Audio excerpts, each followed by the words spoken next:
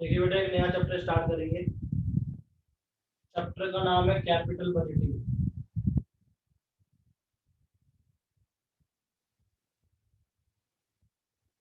देखिए एफएम के अंदर एक बहुत इंपॉर्टेंट चैप्टर है, और कैपिटल बजट के नाम से दो चैप्टर है। एक आपका सिंपल है, एक आपका कंप्रेहेंसिव है। तो पहले सिंपल करेंगे, फिर कंप्रेहेंसिव करेंगे। तो सिंपल में देखते हैं बेटा क्या होता है कैपिटल बजटिंग, ये समझते हैं।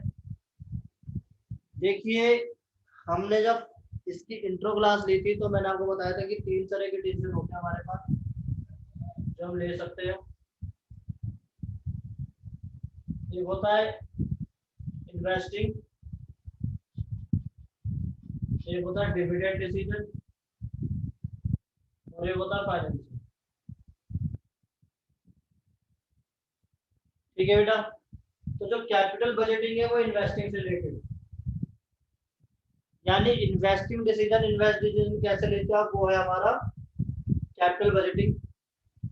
और इन्वेस्ट हम दो चीज में करते हैं। एक तो हम करते हैं लॉन्ग टर्म कैपिटल असेट्स में,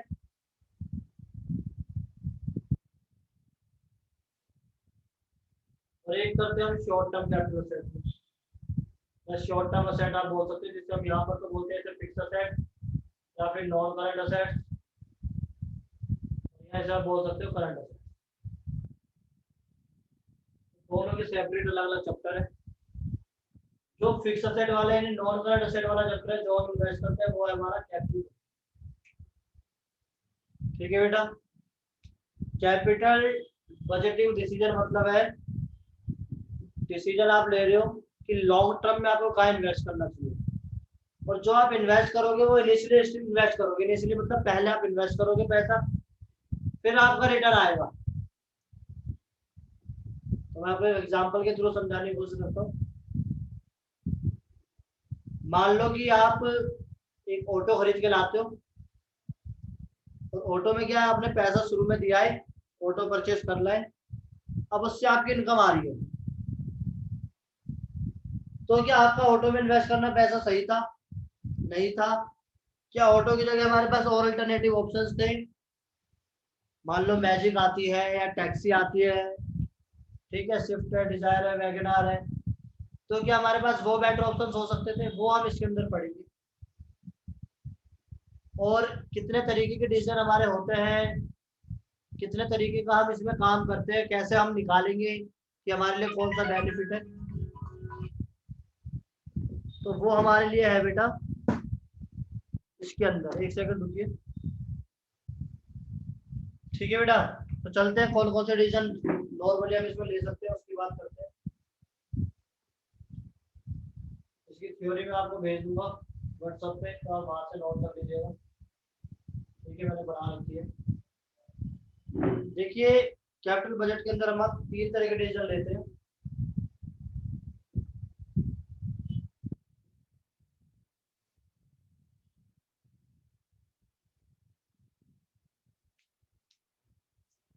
ठीक है, और कौन कौन से? देखिए, पहले का नाम है म्यूचुअली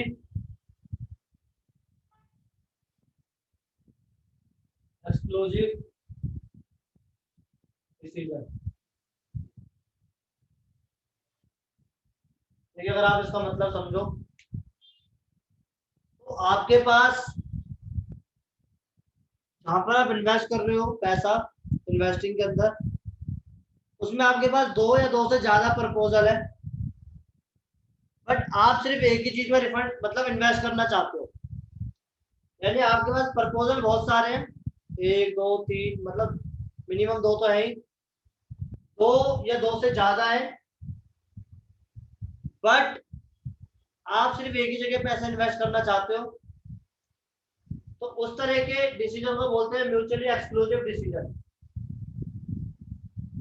फॉर एग्जाम्पल, वैसे तो मैं ये वाला एग्जाम्पल देता हूँ कि शादी के लिए आपके पास तीन चार प्रपोजल आए, तो उसमें से अगर आपने एक सिलेक्ट कर लिया तो ऑटोमेटिक बाकी रिजेक्ट है।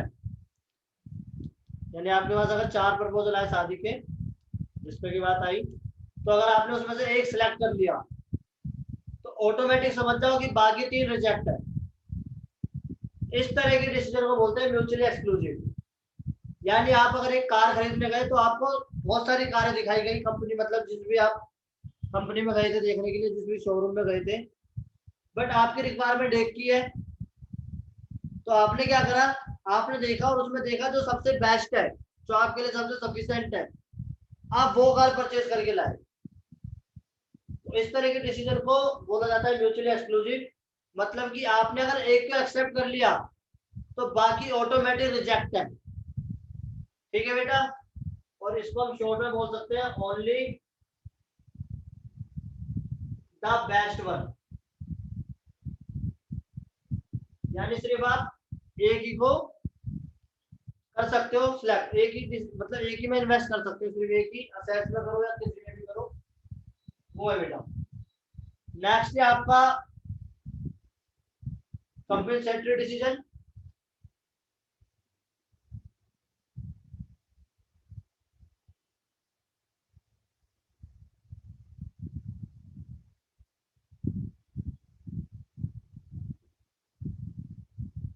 देखिए बेटा इसका मतलब क्या होता है,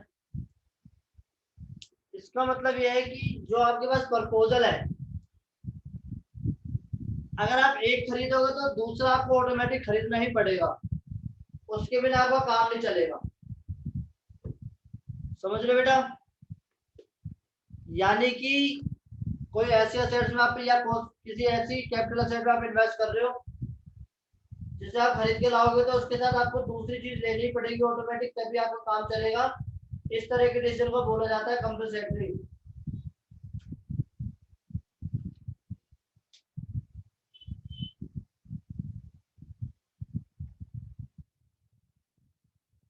ठीक है बेटा, मैं आपको एग्जांपल देता हूँ।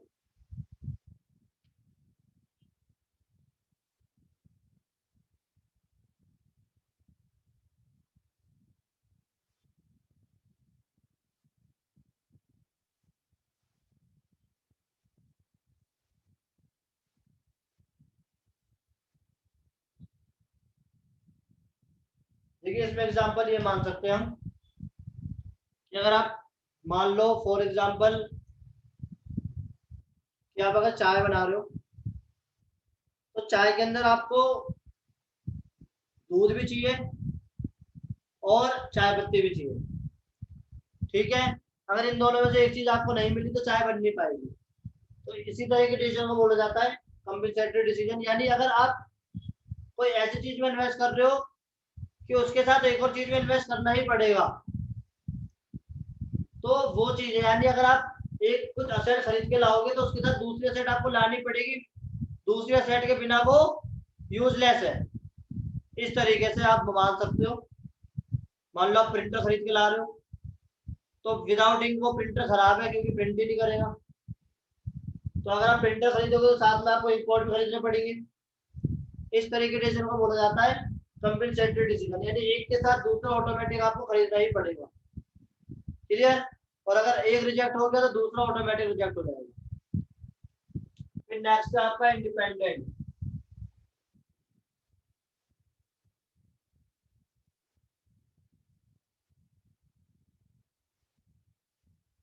ठीक है बेटा, इंडिपेंडेंट थोड़ा सा अलग है, ये सीधा एक्सेप्ट और रिजेक्ट है। आप कार लेने गए, अब आपको बहुत सारी कार चाहिए, आपको ऐसा नहीं है कि एक ही कार खरीद के लानी है।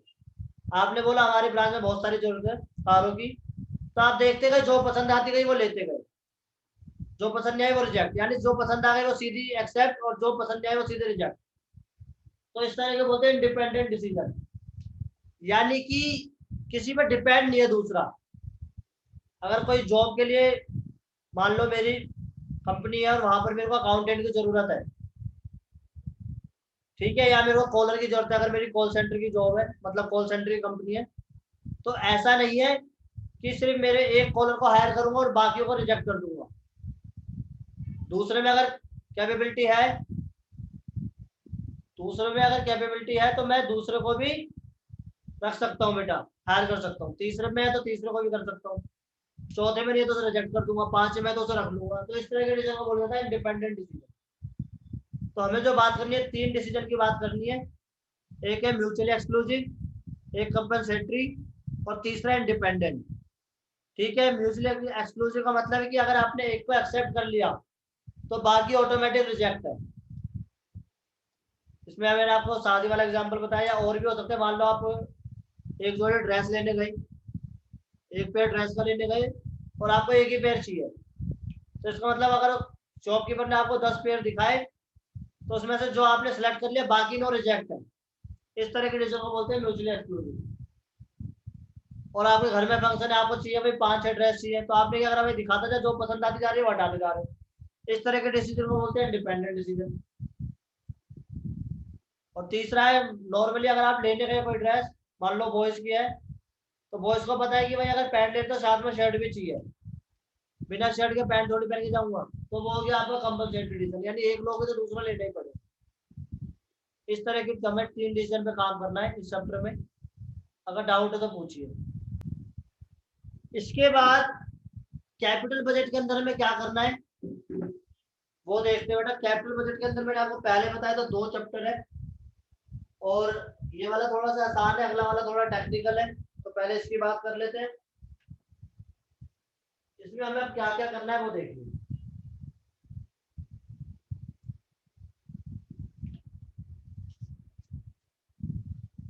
इसके अंदर 3 स्टेज आएंगी इस वाले कैपिटल बजट के अंदर।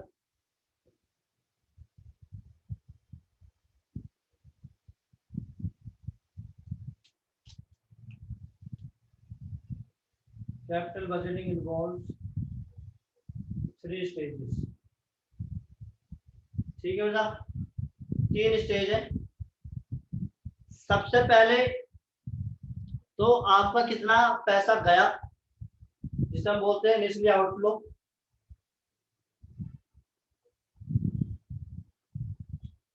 या किसे बोल सकते हैं एस्टिमेशन ऑफ कॉस्ट।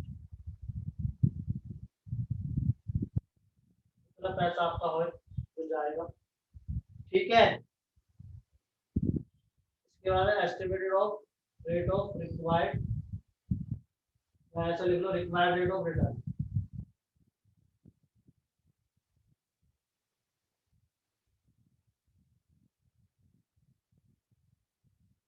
और तीसरा है कैपिटल बजट टेक्निक।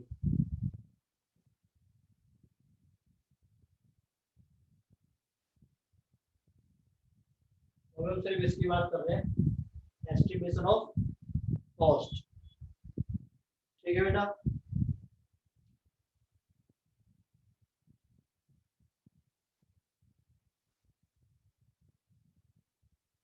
क्लियर। तो नॉर्मली एस्टिमेशन ऑफ कॉस्ट इस चैप्टर के अंदर पढ़ना है, तो इसके अंदर 2 चीजें होती है, वो बताता हूँ कौन कौन सी है। देखिए 2 तरीके से हम कॉस्ट निकालेंगे। एक तो हमने सीखा था अकाउंट्स के अंदर कैश फ्लो, और दूसरा हमने सीखा था अकाउंटिंग प्रॉफिट।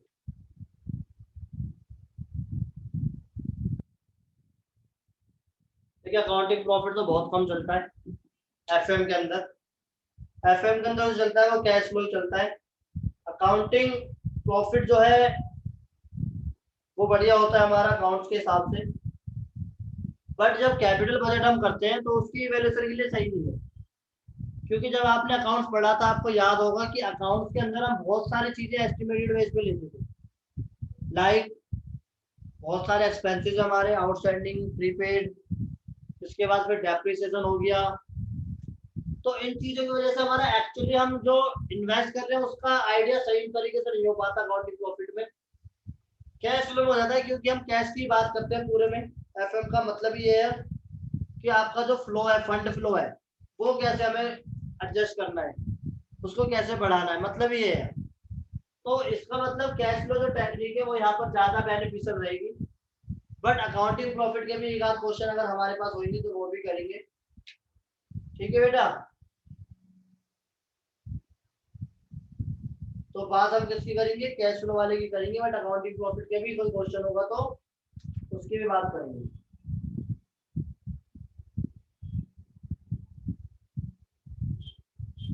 क्लियर। अब देखिए कैश फ्लो के अंदर अकाउंटिंग प्रॉफिट की बात मैं बाद में करूंगा आपसे। कैश फ्लो के अंदर हमारे पढ़ा था 2 ही तरह के फ्लो होते हैं, एक तो आपका आउटफ्लो, एक आपका इनफ्लो। अब होता क्या है, ये मेरा जैसे ईयर है, अगर मैंने यहाँ पर खरीदा 0 ईयर पे, कहीं पे इन्वेस्ट करा, मान लो मशीनरी में इन्वेस्ट करा 5 लाख रुपए, तो 5 लाख रुपए मेरे चले गए शुरू में। इस वाले को बोलते हैं इनिशियली आउटफ्लो। इनिशियली आउटफ्लो यानी आपका पैसा चला गया स्टार्टिंग में। ठीक है बेटा। अब इसके बाद हर साल आपका रिटर्न आएगा, मान लो 6 साल आपका रिटर्न आएगा, 6 साल की मान लेते हैं। तो जब यहाँ पर आपका रिटर्न आएगा उसे हम बोलेंगे सब्सिक्वेंट इनफ्लो। ठीक है बेटा, सब्सिक्वेंट इनफ्लो, और मोस्टली एनुअली होता है, तो सब्सिक्वेंट एनुअल इनफ्लो भी बोल सकते हो। यानी पहला शुरू में आपका पैसा चला गया और फिर आपका धीरे धीरे करके रिटर्न आ रहा है 4 साल 5 साल 6 साल में, तो उसे बोलेंगे सब्सिक्वेंट इनफ्लो। और लास्ट में एक टाइम ऐसा भी आएगा जब हम इस मशीन को सेल कर देंगे, तो वहां आएगा टर्मिनल, टर्मिनेट कर दी मशीन या जो भी असेट है वो कर दी, तो टर्मिनल कैश फ्लो। तो हमें यहाँ पर 3 स्टेज निकालनी है कैश फ्लो के अंदर। सबसे पहले इनिशियली कितना जा रहा है, उसके बाद हर साल कितना आ रहा है, और उसके बाद टर्मिनल में हमने जब सेल करा तब कितना आएगा। ठीक है बेटा, इसकी मैंने अभी पीडीएफ बनाई नहीं है। देखिए बेटा, अगर मैं आपको समझाने की कोशिश करूं, मैंने बोला कि मैंने 5 लाख रुपए सिर्फ में इन्वेस्ट कर दिए और मेरे पास 80,000 रुपए का रिटर्न आ रहा है हर साल 6 साल तक। 80,000 6 साल तक आ गए, और यहाँ पर मान लो सेल हो गई है 50,000 रुपए की स्क्रैप में, टर्मिनल में लास्ट में, तो आपके पास कितने आ गए 8 6 48, यानी 4,80,000 रुपए तो ये आ गए टोटल, और 50,000 ये आ गए, तो 5,30,000 रुपए आपके पास आ गए। तो आप कह रहे भैया ठीक है, 5 लाख के 5,30,000 मिल रहे हैं, तो क्या सही है ये। अब आप इसको देखोगे, आप किस नजर से देखोगे, आप देखोगे कि भैया अगर यही पैसा मैं बैंक में इन्वेस्ट करता तो मेरे ख्याल में 6 साल में 30,000 ज्यादा मेरा इंटरेस्ट ही बन जाता कंपाउंड लग के, तो मेरे को फायदा क्या हुआ, मैं मेहनत भी कर रहा हूँ, 80,000 रुपए आ रहे हैं बस, तो 30,000 बचने चाहिए, ज्यादा बचने चाहिए, वो हमें निकालना है। तो उसके लिए सबसे पहले हमें रेट चाहिए कि किस रेट का रिटर्न मुझे चाहिए था, रिटर्न कितना मिनिमम चाहिए, तो रेट चाहिए आपको। दूसरा, फिर आप इसकी फ्यूचर वैल्यू मेजरमेंट नहीं कर सकते, लेकिन जो फ्यूचर में आपको जो एस्टिमेट लगा रखा है कि मेरी हर साल 80,000 रुपए की प्रॉफिट होएगा और 50,000 टर्मिनल आ जाएगा लास्ट में, इन सारी वैल्यूज को आप क्या कर सकते हो, इन सारी वैल्यूज का प्रेजेंट वैल्यू निकाल सकते हो। तो उसके बाद आप देख सकते हो कि जब इसकी प्रेजेंट वैल्यू निकल जाएगी तो क्या मेरी 5 लाख से कम बन रही है, ज्यादा बन रही है, उसके अकॉर्डिंग फिर आपको डिसीजन लेना है। और आप ऐसा नहीं है कि सिर्फ इसी की निकालोगे, अगर आपके पास अल्टरनेटिव 4 है और आप म्यूचुअली चल रहे हो, म्यूचुअली एक्सक्लूसिव चल रहे हो, तो इन चारों का निकाल के देख सकते हो, फिर जो बेस्ट वन होगा उसे ले लोगे। ठीक है, तो इस वाले चैप्टर में और अगले वाले चैप्टर में इन दोनों के बारे में डिस्कस करना है।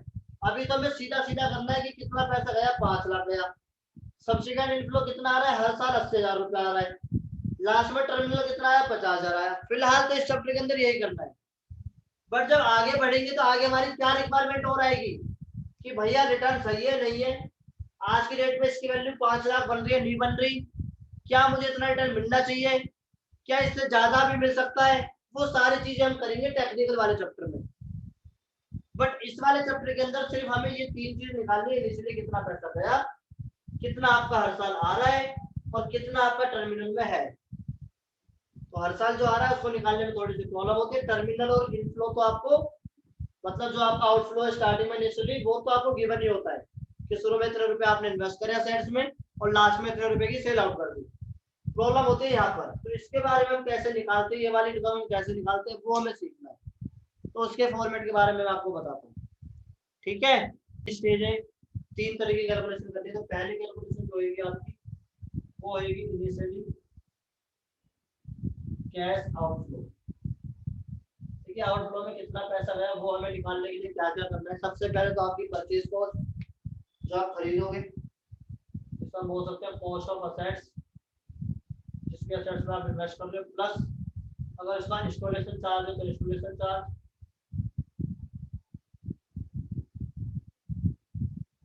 प्लस अब देखिए ये दोनों एक्सपेंस तो आपके नॉर्मली होते ही होते थे। ठीक है, इसमें एक इंपॉर्टेंट एक्सपेंस और होता है वर्किंग कैपिटल। तो भैया वर्किंग कैपिटल क्या है? देखिए मान लो मैंने कार खरीदी, या आप टैक्सी बोल सकते हो, टैक्सी खरीदी और किसी कंपनी में लगाई। अब आपको क्या लगता है किसी कंपनी में लगाऊंगा तो फर्स्ट डे मेरे को दे देगी सैलरी? फर्स्ट डे तो नहीं देगी, कंपनी तो पूरा मंथ कंप्लीट होने के बाद देगी। अब जब तक कंपनी मेरे को पैसे नहीं दे रही मंथ कंप्लीट होने तक, तो मेरे को क्या करना पड़ेगा? मेरे को करना पड़ेगा अपनी जेब से पेट्रोल लगाना पड़ेगा, अपनी जेब से उसकी सर्विस रिपेयरिंग करनी पड़ेगी। तो उस तरह की कॉस्ट मुझे पता है वो लास्ट मंथ में कंप्लीट मिल जाएगी मेरे को, बट फिलहाल तो मेरी पैसे जा रहे हैं पॉकेट से। तो इस तरह की जो कैपिटल लगती है उसे बोलते हैं वर्किंग कैपिटल। यानी ये भी आपकी इनिशियली आउटफ्लो जा रहा है, मिलना आपको फर्स्ट ईयर के, अगर आप ईयरली चले तो फर्स्ट ईयर के एंड से स्टार्ट होगा, but zero to first year आपको ये पैसा भी लगाना पड़ेगा। तो इसे बोलते हैं वर्किंग कैपिटल बेटा। ठीक है, तो ये आपका आएगा,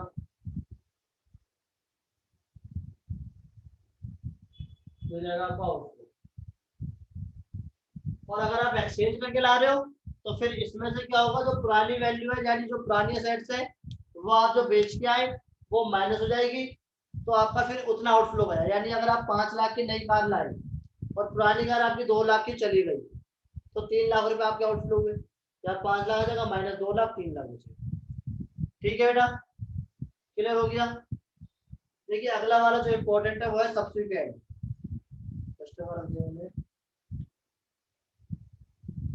सब्सिक्वेंट वाला इम्पोर्टेंट है, ये तो सीधा सीधा क्वेश्चन में गिवन भी होते हैं।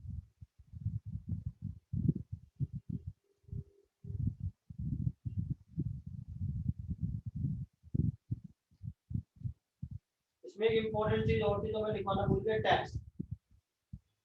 तो टैक्स की बात में जब आप क्वेश्चन हम करेंगे तब उसमें हम बात कर लेंगे। अब कर रहे हैं हम सब्सिक्वेंट की बात।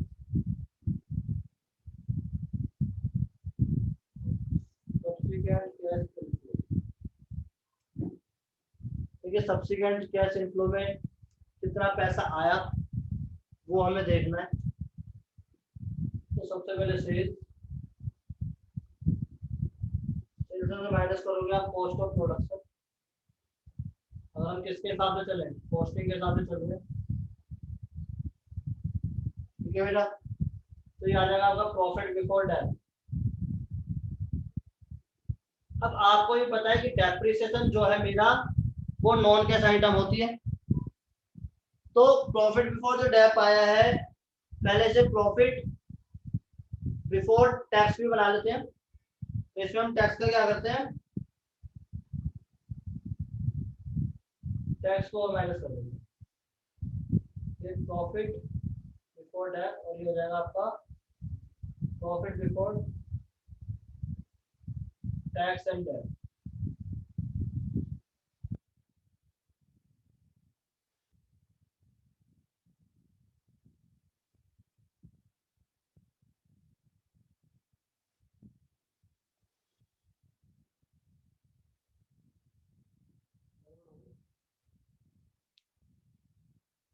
प्रॉफिट बिफोर टैक्स के बाद सबसे पहले टैक्स रखेंगे, है ना, माइनस करेंगे टैक्स। अब आपका आएगा प्रॉफिट टैक्स माइनस करेंगे टैक्स, आएगा प्रॉफिट आफ्टर टैक्स। और फिर इसमें टैक्स प्लस कर देंगे, तो आपका आ जाएगा कैश बोलते हैं CFAT। ठीक है, कैश फ्लो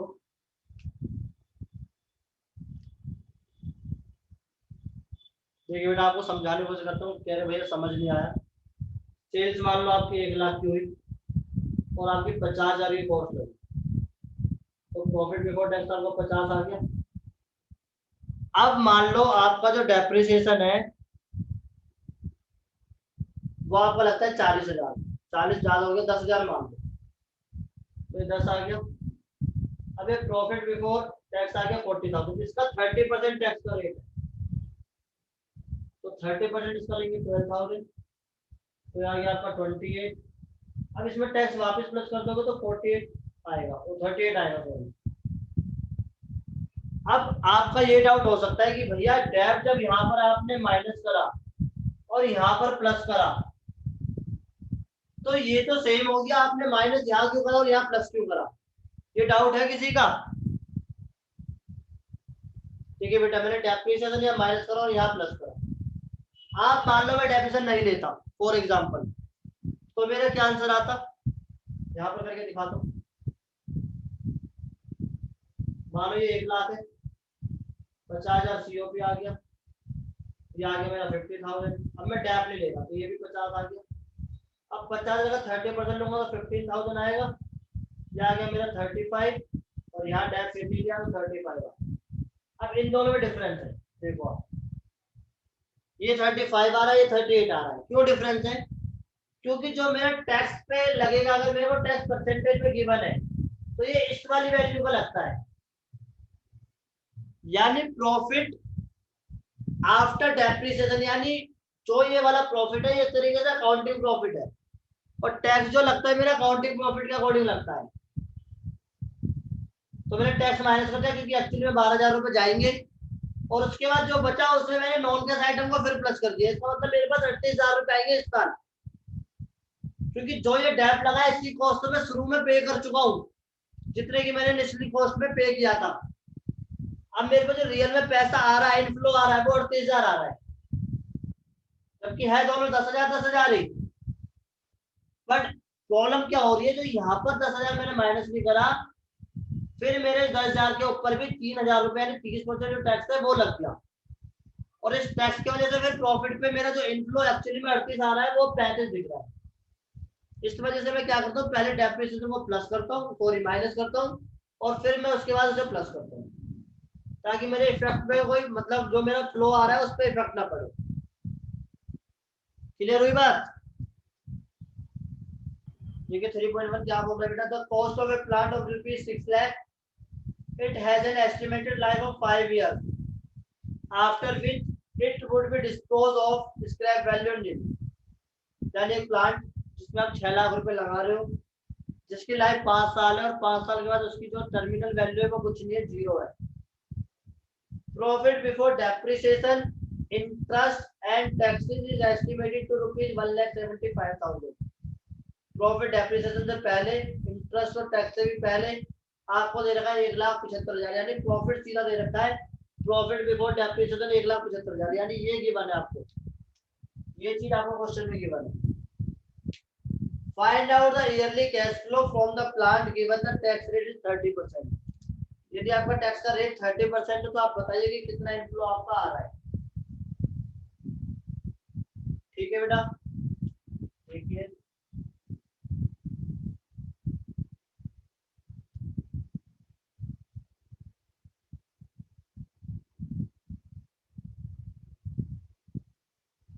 सबसे पहले जो आपको गिवन है वो है profit before tax and interest. Interest का तो वैसे भी कुछ काम नहीं है। अमाउंट है आपकी 1,75,000, इसमें से माइनस करते हैं डेप्रिसिएशन।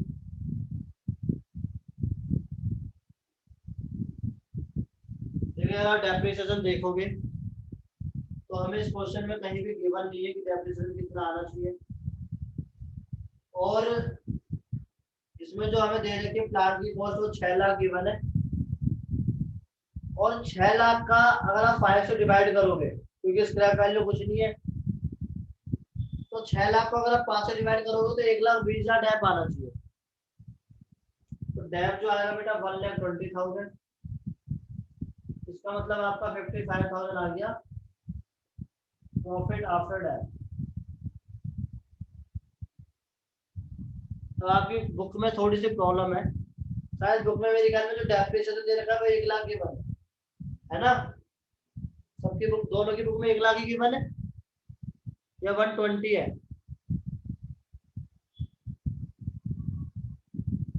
बोलो। 1 लाख। और 1 लाख कॉस्ट, भी है। कॉस्ट 6 लाख दे रखी है। हाँ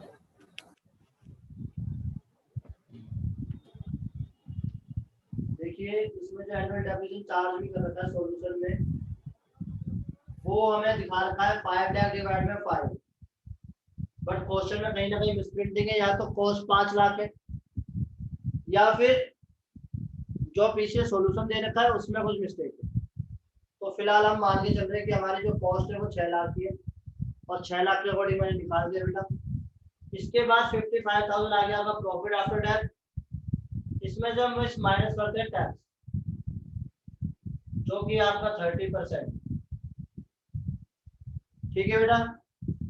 तो 30% कितना होना चाहिए 55,000 का? 16,500, तो ये आपका आ गया 500, 38,500 आ गया आपका प्रॉफिट आफ्टर टैक्स। अब इसमें डेप्रिसिएशन आप वापस प्लस कर दो, जो वैल्यू रखता था 1,20,000, इसका मतलब आपकी वैल्यू आएगी 5851। तो आपका CFAT आ जाएगा कैश फ्लो आफ्टर टैक्स, जिसे बोलते हैं हम कैश फ्लो आफ्टर टैक्स 158,500। ठीक है बेटा, क्लियर हो गया?